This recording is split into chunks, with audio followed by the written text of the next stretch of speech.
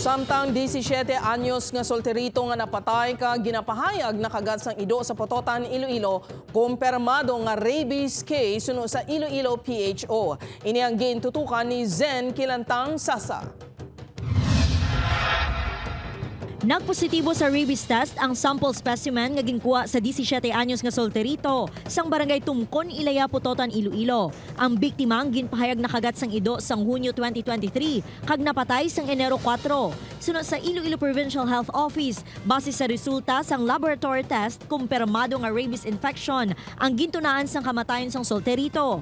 Kuhaan ini isang specimen para sa rabies testing kag sang January 20, ginrelease ang result kag ang resulta ang pasyente sa case of a laboratory confirmed rabies.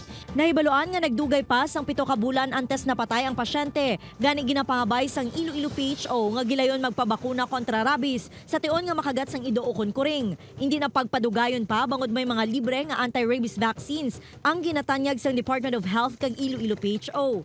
Although makamamatay, preventable gid ang rabies infection pamagi sa pagpabakuna gilayon kontra sa rabies once nga nakagat or na-expose sa rabies ang pasyente. Kung makagat sang ido, hugasan gilayon ang pilas sang tubig kaghabon for at least 15 minutes. Bawal ini padugoon kay mas madako ang pilas kag mas makasulod pa gid ang rabies virus in kaso nga present sa laway sang nagkagat nga ido. Gilayon na yun nga magkanto sa aton nga mga animal bite treatment centers located sa inyong mga rural health units kag hospitals para sa nagakaigo nga rabies immunization.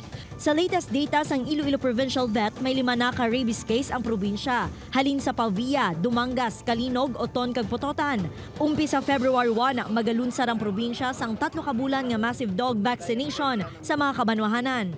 First week of January, ginpabisitahan na naton ng tanan-tanan yung mga munisipyo na ang aton nga ang composite team sang provincial vet and also sang team sang provincial health office nagbisita sa mga municipal mayors and sa ilang nga officials dito para nga at least mapataas naton ang vaccination coverage sa among mga banwa. Ang mga banwa nga may mataas nga accomplishment report sa dog vaccination sang tinalikdan nga tuig ang nakabaton sang cash incentives sa Iloilo Provincial Government. Diri sa Purok 1 Pavia, madamo sang layaw nga ido. Sunod sa tag-iya, wala sini ginakurong ang iya mga hinuptanan.